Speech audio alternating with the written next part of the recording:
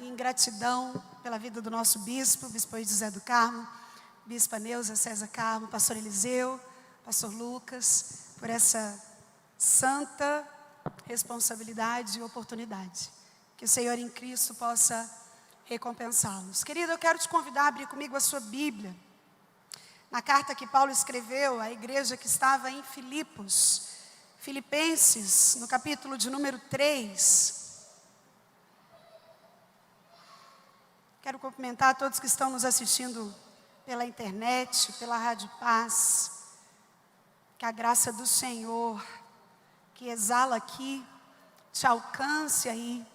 Tenho certeza que Deus já falou com você no decorrer desse culto. E agora chegou a hora de nós ouvirmos a santa e poderosa palavra dele. Filipenses no capítulo 3, a partir do verso 12. Filipenses 3, 12. Diz assim as Sagradas Escrituras: não que eu já tenha recebido ou tenha já obtido a perfeição, mas prossigo para conquistar aquilo para que também fui conquistado por Cristo Jesus. Irmãos, quanto a mim, não julgo havê-lo alcançado, mas uma coisa faço, e é que, esquecendo-me das coisas que para trás ficam e avançando para as que diante de mim estão, prossigo para o alvo, para o prêmio da soberana vocação de Deus em Cristo Jesus. Agora vamos ler o verso de número 20. Pois a nossa pátria está nos céus, de onde também aguardamos o Salvador, o Senhor Jesus Cristo, o qual transformará o nosso corpo de humilhação, para ser igual ao corpo da sua glória, segundo a eficácia do poder que Ele tem, de até subordinar a si todas as coisas. Você pode orar comigo, mais uma vez? Pai, nós te adoramos nessa noite, rendemos ao Senhor toda honra, toda glória, todo louvor. Pai, porque Tu és digno, porque como já cantamos aqui por 2 vezes, Tu és fiel. E nós viemos aqui para Te exaltar, para render ao Senhor o louvor que lhe é devido. Obrigado por esse santo privilégio que o Senhor nos dá de nos reunirmos uma vez mais, como igreja do Senhor neste lugar. Pai, agora em que nós abrimos a Tua palavra, sabendo que dela emana poder, Deus, poder para exortar, para curar, para libertar, para ensinar, para encorajar. Deus, a nossa oração é que o Senhor faça isso, de acordo com a necessidade de cada um que o Senhor trouxe aqui nessa noite. Pai, quanto a mim, mais uma vez confesso a minha completa dependência do Senhor, para ministrar essa palavra, que somente a Tua voz seja ouvida no nosso meio. Fala com a Tua igreja, Senhor. É a nossa oração em nome de Jesus o Cristo. Amém. Um homem chamado Og Mandino escreveu um livro muito famoso que se chama O Maior Vendedor do Mundo. E nesse livro, em uma das suas páginas, ele convida o leitor a viver passos para o entusiasmo, para o positivismo, para acordar alegre, para acordar com o pé direito. Então ele fala, olha, se você quer viver uma vida positiva, ao acordar pela manhã, compre o jornal da sua cidade, mas não vai começá-lo a lê-lo pelas páginas políticas, porque pode ser que você vá se entristecer. Também não comece a ler pelas páginas econômicas, porque pode ser que você tenha algumas surpresas que você não vai gostar. Também não comece a ler pelas páginas esportivas, porque você pode se deparar com o seu time estar perdendo. E aí você também não vai acordar tão positivo e tão otimista assim. Se você quiser acordar otimista, diz Og Mandino, pegue o melhor jornal da sua cidade e comece a lendo pelo obituário. Comece lendo o nome das pessoas que morreram na sua cidade nesse dia. Quando você estiver lendo essa lista, você vai ter uma bela surpresa. O seu nome não está lá. E porque você está vivo, há esperança para você. Querido, eu comecei te contando a história de Og Mandino, o relato do seu livro, mas eu quero conversar com você nessa noite sobre esperança, sobre recomeços, sobre aquilo que o Senhor nos promete na sua palavra, sobre a forma como o crente encara as adversidades da vida, sobre a forma em paz, não sem aflições, não sem alguns temores, que nós enfrentamos situações tão adversas como essa. Existem mais de 3 bilhões de pessoas no mundo em isolamento social. Nós estamos enfrentando uma pandemia histórica. O que nós estamos vivendo nunca dantes foi visto. Já houveram outras pandemias, mas nunca algo que promovesse aquilo que está acontecendo agora. Nas outras pandemias, a característica do isolamento colocava de lado os doentes. Nessa pandemia do coronavírus, são os saudáveis que estão em isolamento social. Somos você e eu, que precisamos ficar em casa, exatamente para que o vírus não prolifere. Mas eu quero, à luz da palavra de Deus, e se você puder, deixe esse texto aberto, porque eu quero meditar com você sobre como é que um cristão recomeça. A verdade é que, independente de pandemia, nós sempre precisamos recomeçar. Algumas vezes precisamos recomeçar no trabalho, outras vezes é a vida espiritual que está morrendo e a gente precisa recomeçar. Outras vezes é a família, os relacionamentos dentro da família de origem não estão assim como deveriam ser e a gente precisa recomeçar. Outras vezes é a vida financeira, a gente precisa dar um recomeço porque alguma coisa não foi bem. Outras vezes é a saúde emocional ou física que é deteriorada e nós precisamos de recomeço. Mas uma coisa nos faz iguais nessa situação de pandemia. Todos nós, de uma forma ou de outra, em uma área ou outra, vamos precisar recomeçar. Quem sabe você já está vivendo essa necessidade de recomeço. Sabe o texto que nós lemos, a carta que Paulo escreve à igreja que estava em Filipos? Tem algumas características até chegar no capítulo de número 3. No capítulo 1, Paulo fala sobre a supremacia de Cristo. Depois você pode conferir isso na sua casa. Ele fala sobre como tudo deve ser deixado de lado em razão do que Cristo é. No capítulo 2, ele vem nos falar sobre a primazia do outro, sobre a importância de nós servirmos o outro, entendermos que o outro é mais importante do que nós. E aqui no capítulo 3, há como que uma biografia do apóstolo Paulo. E é sobre isso que eu quero conversar com você. Paulo fala aqui sobre as características do seu passado, ele vai descortinando o passado, ele nos revela o seu presente e ele projeta o futuro. Já diz o filósofo que a vida sem ser analisada não vale a pena ser vivida. Mas o filosofia nem precisava falar disso, porque a Bíblia investe um livro todo, que é o livro de Eclesiastes, só nos lembrando da importância da autoanálise, de nós percebermos como é que nós estamos vivendo a vida. E aqui Paulo, no capítulo 3, faz uma biografia da sua vida. Ele nos relata o seu passado, tudo aquilo que ele abriu mão por causa do Evangelho. Ele nos fala o que ele está fazendo no presente, que foi o texto que nós lemos. Ele compara a sua vida presente a uma corrida de atletismo. Paulo utiliza algumas vezes dessa figura, desse exemplo. E ele nos fala do futuro. Então eu quero convidar você a aprender comigo pelo menos 4 lições, para que você tenha condições de recomeçar em quaisquer que sejam áreas da sua vida. A títulos pedagógicos, todas essas lições começam com a letra E, que é exatamente para que você possa se lembrar na sua casa, para que você, ao sair desse culto, ao se despedir do santuário, você possa se lembrar daquilo que é prático. E essa é a diferença do Evangelho de Cristo. Ele nos desenha, ele nos direciona, ele nos ensina a viver uma vida prática. A primeira coisa que eu quero conversar com você é que Paulo, fazendo a sua biografia, relatando o seu passado, presente e futuro, ensina a mim e a você que queremos recomeçar ou ter esperança em alguma área, é que para que haja recomeço, eu preciso encarar a realidade. Você pode dizer isso comigo? Eu preciso encarar a realidade. Olha como Paulo fala no verso 12, e eu admiro porque talvez só Moisés tenha, como Paulo, recebido tanto de Deus. E aí no verso 12 é como que se ele estivesse olhando para ele, ele fala, não que eu já tenha alcançado ou obtido a perfeição, mas uma coisa eu estou fazendo. Ei, querido, entenda isso. Uma das principais coisas que são necessárias para que se saia, para que se haja esperança, para que se recomece, é encarar a realidade. Tem um autor que diz que enxergar o que está diante do nariz exige um esforço enorme. Quem sabe você alguma vez já se pegou saindo de casa um pouco atrasado e preocupado, e você procura uma chave, e você briga com as crianças, e você revira a casa, e quando você percebe a chave estava no bolso. Porque às vezes enxergar o que está diante do nariz exige um esforço enorme. Ei, querido, a primeira coisa para que você e eu possamos recomeçar é encarar a realidade que nós estamos vivendo agora. Quem sabe a realidade para você não tem sido dura, não tem sido fácil, você tem vivido dias duros. Quem sabe a realidade que você tem tido de encarar é alguém doente emocionalmente dentro da sua casa, e você tem se sentido altamente limitado. Talvez a realidade que você tem que encarar é uma empresa prestes a declarar falência, tem sido sofrido. Quem sabe a realidade que você tem tido de encarar é o esfriamento da sua fé. Quem sabe a realidade que você está tendo que encarar é os problemas que vieram com a pandemia no seu casamento. A estatística fala que no Brasil aumentou 347% o índice de brigas conjugais. O que eu quero te dizer é que para que haja recomeço, nós precisamos sair do auto-engano.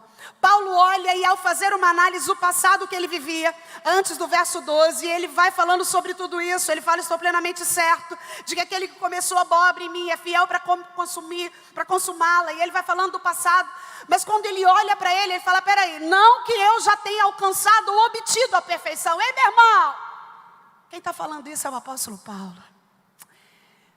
Certamente o maior dos cristãos, o responsável pela maioria dos livros do Novo Testamento. Você tem o costume de encarar a sua realidade, de olhar para aquilo que necessita ser recomeçado. Você consegue compreender que ninguém compra uma passagem sem saber para onde está indo? Não tem como você sair de um ponto e ir a outro se você não sabe de onde você parte, muito menos para onde você vai.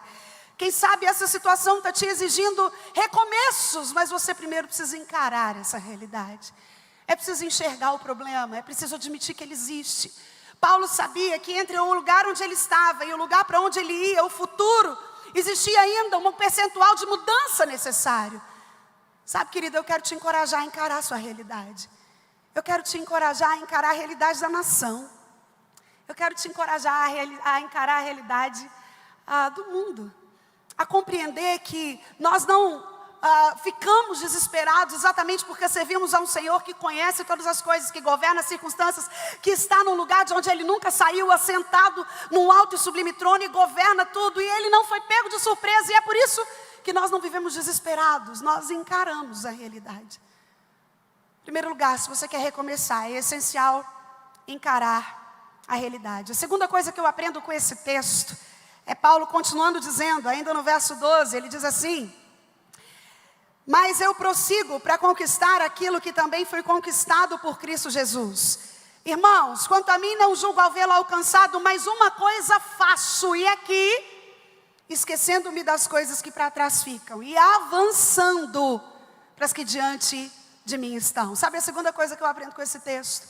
Se você quer viver um recomeço, depois de encarar a realidade, é preciso estabelecer uma estratégia. Você pode dizer isso comigo? Eu preciso estabelecer uma estratégia.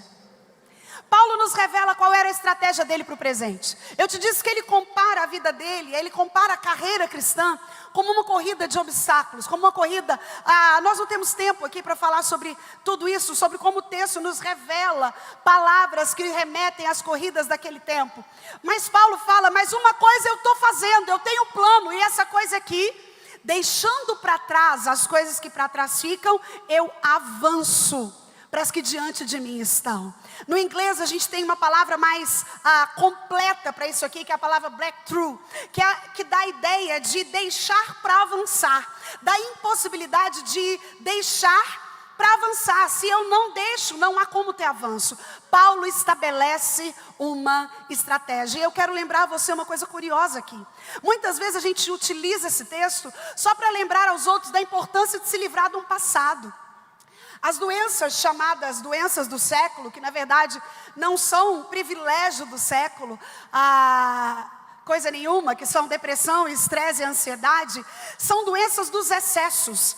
A depressão nada mais é do que um excesso de passado. Pessoas deprimidas são aprisionadas no passado. Ou um passado que foi ruim, que é inesquecível, ou um passado saudosista, que foi bom demais, do qual ela não se livra. E Paulo aqui fala: olha, eu tenho uma estratégia para que eu obtenha o que eu persigo. E aqui eu deixo para trás o que para trás fica. Ei, meu irmão, esse deixar para trás aqui não é deixar só o que foi ruim, não.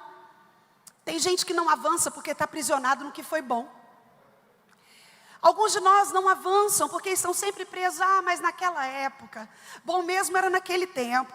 Mas olha, eu nunca imaginei vir num culto de máscara. Nossa, tem que medir minha temperatura. Bom mesmo era aquela época da igreja. Ei, querido, entenda algo em nome de Jesus. Para que haja avanço, tem que deixar para trás o que ficou para trás. Essa era a estratégia de Paulo para avançar. E quando eu te falo de estabelecer estratégias, eu não estou dizendo para você planejar, trazer o melhor coach, trazer o melhor gestor em planejamento, não. Eu quero te lembrar que o planejamento do crente é fundamentado no tripé do cristianismo. E aí eu estou falando de leitura bíblica, oração e jejum. Não há como planejar sem jejuar, sem ler as escrituras e sem orar a Deus. Crente não planeja sem procurar o Senhor, sem buscar o Senhor, sem ir atrás do Senhor, sem saber o que Ele tem para mim, para que haja estabelecimento de estratégias. Não é necessário somente atributos humanos e científicos para isso. Sabe, eu tenho feito algumas lives nesses dias de pandemia e atendido alguns convites de amigos, e eu percebo que na maioria absoluta das vezes eles me chamam para falar de saúde emocional e eles querem a psicóloga. Ah, pastora, fala aí pra gente, o que a psicologia fala da saúde? Querida, a psicologia é uma bênção, mas entenda algo, ela não tem resposta para as intempéries emocionais humanas.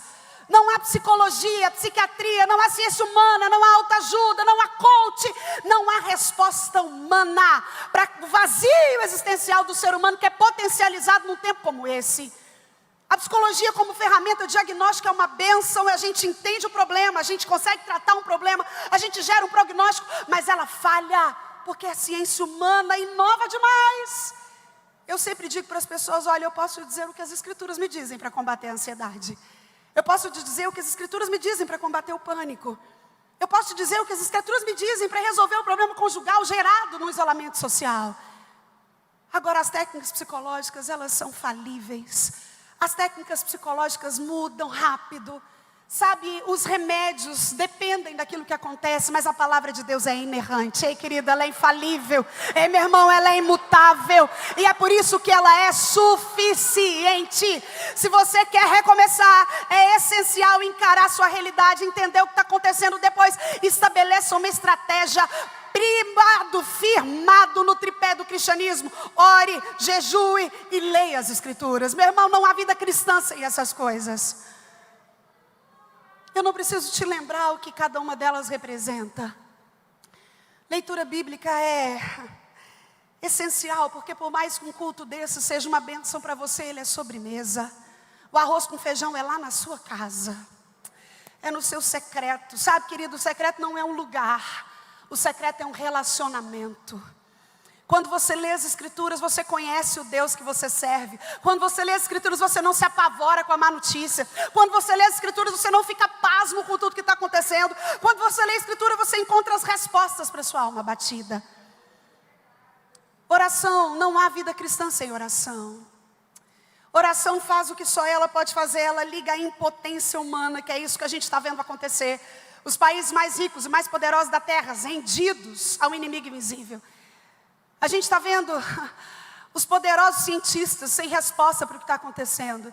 A oração une a impotência humana com a onipotência de Deus. Quando eu oro, há uma movimentação no mundo espiritual. E aí eu consigo estabelecer estratégias que não são minhas, são de Deus para a minha vida. E o jejum. Sabe, querido, jejum não é barganha. Jejum não é pressão contra Deus. Existem alguns mais desavisados que têm coragem de falar, eu vou orar e Deus, eu vou jejuar e Deus tem que falar. Ô, querido, Deus não tem nada. Ninguém manda em Deus. Deus é livre. Ele faz quando quer, se quer, como quer. E não nos deve explicações. O jejum é fome de Deus. Você pode dizer amém? Quando eu jejuo, eu estou dizendo, Senhor, eu tenho fome do Senhor. Deus, eu tenho fome de conhecer a Tua vontade. Senhor, eu tenho fome de ouvir a Tua voz. Senhor, eu tenho fome de conhecer a Tua vontade para a minha vida. Senhor, eu quero orar pela minha nação. Eu quero pagar o preço por ela. Ei! Encare a realidade. Estabeleça uma estratégia. A de Paulo ficou clara aqui. Eu não tenho alcançado, nem obtido, mas uma coisa eu estou fazendo. Eu estou deixando para trás o que ficou para trás para avançar. Não há avanço sem deixar para trás. Não há como ir adiante sem primeiro deixar para trás aquilo que ficou. Terceira coisa que eu aprendo com Paulo, e eu quero deixar com você nessa noite, continua aqui no verso de número 13, que diz assim.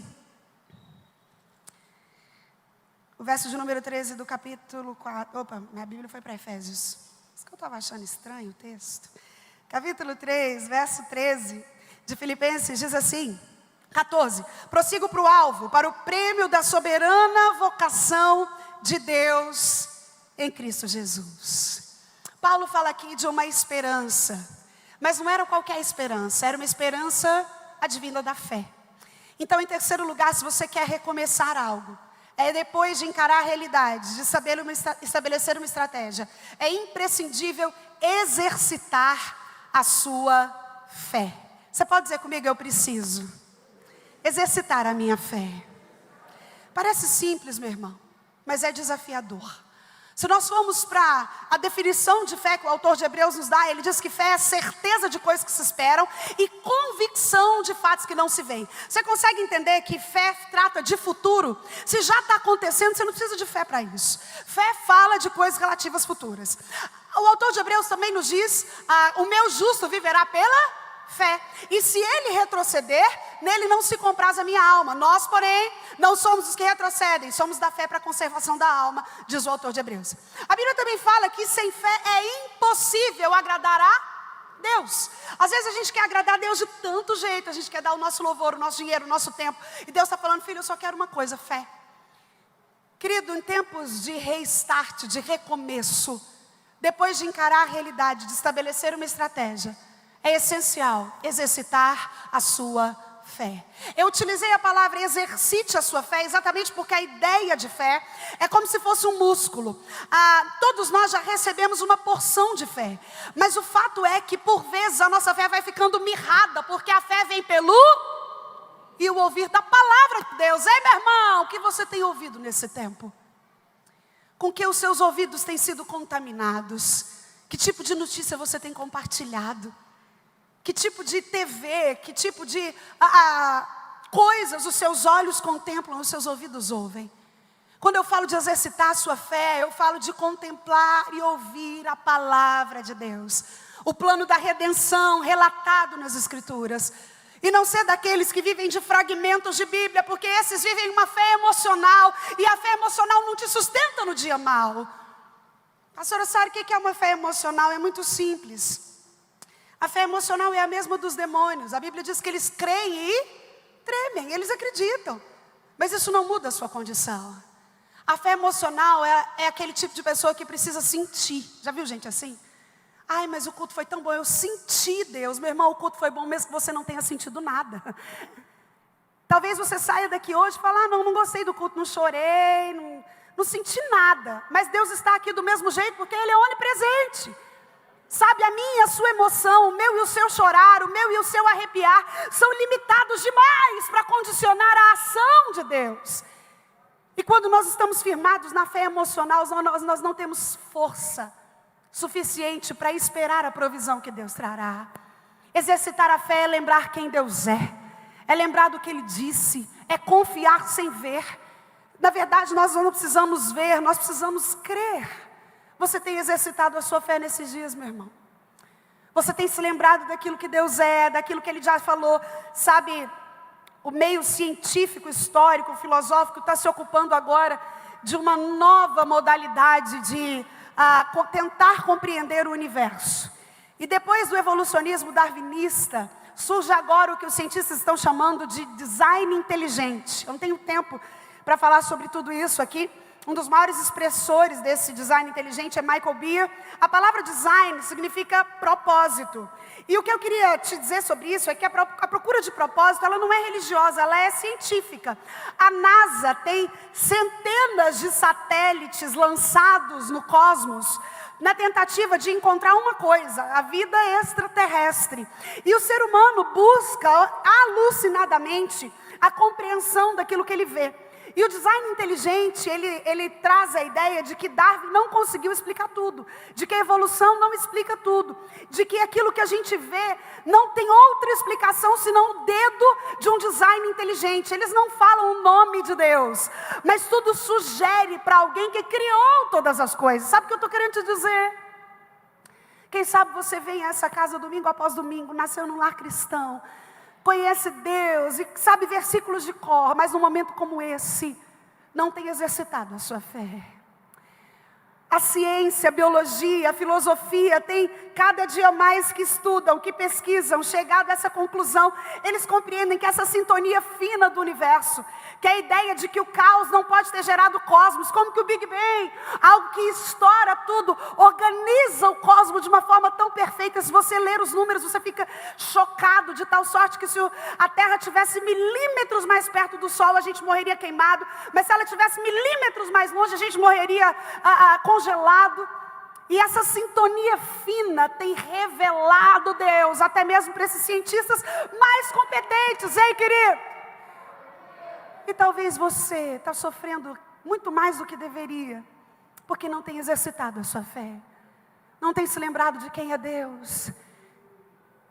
Talvez o Deus que você serve parece que está aposentado numa cadeira de balanço, observando os números da Covid-19. Meu irmão, em nome de Jesus, se você quer recomeçar, é preciso encarar a realidade, estabelecer uma estratégia, exercitar a sua fé em último lugar, esperar a intervenção de Deus. Você pode dizer isso comigo? Eu preciso esperar a intervenção de Deus. Quem sabe essa seja a mais difícil das 4. O salmista diz: esperei com paciência pelo Senhor, e Ele ouviu o meu clamor. Entenda algo em nome de Jesus, e é o que o Paulo fala no final do texto que a gente leu no verso 20, ele fala assim, no verso 20 e 21, o qual transformará o nosso corpo abatido, o nosso corpo de humilhação, para ser igual ao corpo da sua glória, segundo a eficácia do poder que Ele tem, até de subordinar a si todas as coisas. Paulo sabia que Deus tinha tido uma promessa, que Deus tinha designado um mandamento, que Deus tinha prometido coisas e que Ele ia fazer. Enquanto isso, Paulo fala: eu vou esperar Deus intervir, porque Ele prometeu que Ele vai transformar o meu corpo de humilhação para ser também um corpo glorioso, e é isso que eu estou esperando. Oh, querido, você tem esperado a intervenção de Deus, você tem orado pela intervenção de Deus. Sabe, às vezes olhando as redes sociais eu fico tão triste de ver crente brigando por causa de política. Ô meu irmão, a igreja nesse tempo tem que ter menos opinião e mais oração. As nossas batalhas são vencidas nos joelhos. Nós continuamos precisando orar pelos nossos governantes todos os dias, apresentar o presidente da república ao Senhor. Deus tem misericórdia desse homem. Senhor, e aí, enquanto eu oro, eu espero a intervenção de Deus. Nós podemos orar: Deus abrevia os dias desse vírus, mas esperar a intervenção de Deus, entenda isso. Deus trabalha numa relatividade de tempo diferente da nossa. Deus trabalha no Kairos, nós estamos restritos ao Cronos. Aqui no Cronos, o ano tem 365 dias, no caso de 2020, 366. Uma semana tem 7 dias, um dia tem 24 horas, uma hora tem 60 minutos. E nós estamos restritos a esse tempo. Mas Deus trabalha no Kairos, e no Kairos há eternidade de tempo. Querido, você consegue compreender a eternidade? Não, nenhum de nós conseguimos. Vou te dar uma noção de como nós somos pequenos com relação àquilo que é o conceito de eternidade. Se eu tiver 1 milhão e tirar 100 mil, eu fico com quanto? 900 mil. Mas se eu tiver eternidade e tirar dela 1 milhão, quanto me sobra? A eternidade. Se eu tiver eternidade e tirar dela 3 trilhões, quanto me sobra? A eternidade. Se eu tiver eternidade e tirar ela 100, quanto me sobra? A eternidade. Você consegue entender isso? Deus trabalha num tempo eterno. O tempo dele é diferente do nosso. Sabe o que acontece? O milagre na minha vida, na sua vida, no Brasil, no mundo, a cura da Covid-19 acontece quando o tempo de Deus, o Kairos, se encontra com o nosso tempo, que é o Cronos. Oh, querido, depois de encarar a realidade, estabelecer uma estratégia, exercitar a sua fé, é imprescindível esperar a intervenção de Deus. Esperar sabendo que Ele vem e não tardará. Esperar sabendo que em breve Ele se levantará. Esperar sabendo que Ele é fiel, como nós cantamos, e não nos deixa desamparados. Esperar sabendo que Ele tem o controle de todas as coisas. Ele reina soberano sobre os 4 cantos da terra. Esperar sabendo que a gente não precisa ficar preocupado com o que vai ser, mas em cumprir aquilo que a gente já sabe que é. Você consegue entender a diferença? Quantas vezes a gente fica tentando: Deus, mas o que o Senhor quer? Deus, mas... escutando terroristas do caos, gente querendo prever dia, Jesus vai voltar a tal hora e vai tudo escurecer. Ô meu irmão, se detenha com aquilo que Deus já deixou, que são as Escrituras Sagradas. Enquanto você espera a intervenção dele, dedique tempo em conhecê-lo. A minha vida e a sua não é um barquinho solto à deriva no mar da vida. Sabe, Deus nunca nos prometeu um voo tranquilo, mas Ele nos prometeu um pouso seguro. Ele sabe para onde está nos conduzindo, Ele sabe quando pousar, onde pousar. Ele sabe o que fazer. Certa vez um rapaz entrou, foi admitido, novo num quartel, e o comandante daquele quartel tinha o costume de todas as vezes fazer um trote com os novatos, e o trote naquele dia era para que ele dirigisse um jipe. E ali ficaram todos aqueles amigos dele, aqueles que já eram de algum tempo ali observando e rindo. E ele chegou para o comandante e falou: comandante, mas eu não queria dirigir porque eu não sei dirigir, eu ainda não tenho carteira. E o comandante falou: não, é uma ordem, se você não dirigir, você não vai ser admitido. E ele falou: mas eu nunca dirigi antes, eu não sei como fazer. Então aquele comandante falou: é uma ordem, ou você dirige ou você não é admitido. Aquele rapaz então, ainda com as mãos trêmulas, pegou a chave do jipe. E todos os amigos, todos os veteranos ali reunidos junto com o comandante. E aquele rapaz, de uma forma totalmente desavisada, deu partida naquele jipe. Deu partida no jipe e muito dificilmente ele conseguiu ir andando e deu uma volta no quarteirão. E quando ele voltou, o comandante junto com todos os veteranos estavam ajoelhados e choravam. E ele não entendeu aquilo. E o comandante chegou até ele e falou: rapaz, de onde você vem? Eu falei: eu venho daqui de perto, eu sou um menino criado na igreja, eu nunca dirigi antes, eu não sei dirigir, eu não sei mentir. E ele falou: menino, nós acabamos de contemplar o maior milagre, porque esse jipe que você dirigiu não tem motor. Ei, querido, entenda algo. Por mais que pareça que o jipe da humanidade está sem motor, há um Deus que não precisa de motor algum para dar partida nesse jipe. A minha e a sua parte, encarar a realidade, estabelecer uma estratégia, exercitar a fé e esperar a intervenção de Deus. Feche os olhos em nome de Jesus. Eu quero orar por você e com você. Quero aproveitar para fazer um convite. Eu sei que há pessoas no nosso meio que talvez não tenham ainda entregado a sua vida a Jesus e está tentando dirigir esse jipe sem motor e não sai do lugar. Mas hoje Jesus te chama.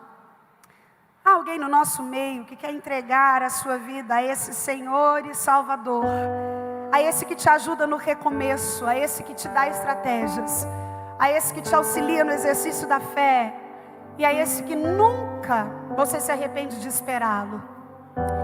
Nós vamos orar e eu gostaria que você, se ainda não entrega a sua vida, não tem a sua vida entregue a Cristo. Quem sabe você está lutando aí com esse avião turbulento, que não sabe onde pousar, quando pousar, se vai conseguir pousar. E Jesus te chama para dizer: olha, não é necessário só ter otimismo, como Og Mandino dizia. Não é necessário só pensar positivo. O que é necessário é entregar a mim o comando desse avião, porque eu sei quando pousar, se pousar, como pousar, em que momento pousar. E Ele quer de você que você encare a realidade, estabeleça uma estratégia, exercite a sua fé e espere a intervenção poderosa daquele que é fiel e que nunca falhou. Senhor, nós te adoramos nessa noite, bendizemos o teu nome, Pai. Obrigada pela tua palavra que nos instrui, que nos ensina, que nos exorta, que nos dá direções. Obrigada, Pai, porque nós temos o Senhor a quem recorrer. Obrigada, Deus, porque o Senhor é bom, o Senhor é fiel. O Senhor é aquele que não conhece derrota. O Senhor é poderoso nas batalhas. O Senhor é o grande general. Deus, e eu quero, na autoridade do poder do nome de Jesus, ministrar o alívio da tua graça sobre os ombros dos meus irmãos nessa hora. Pai, aquele que chegou aqui inquieto, com medo, ansioso, abatido, atribulado, incerto, inseguro. Pai, na autoridade do poder do nome de Jesus, que o alívio da tua graça possa agora tirar esse jugo tão pesado. Tua palavra diz que nós podemos lançar sobre o Senhor o nosso jugo. Pai, que os meus irmãos possam fazer isso agora e saírem daqui aliviados pelo poder maravilhoso da Tua graça redentora. Deus, eu peço que o Senhor nos auxilie, assim como Paulo, a encarar a nossa realidade, Pai. A, através do jejum, da leitura bíblica e da oração, estabelecer estratégias santas diante do Senhor. Pai, que o Senhor possa nos ajudar a exercitar a nossa fé. Não uma fé tola, mas uma fé transcendental, que te adora por quem o Senhor é e não por aquilo que o Senhor faz. Pai, nos ajuda ainda a esperar a Tua intervenção. Mas nós clamamos como igreja, Pai, apressa os tempos. Pai, abrevia o tempo dessa pandemia no mundo. Pai, nós sabemos que o Senhor pode fazer isso.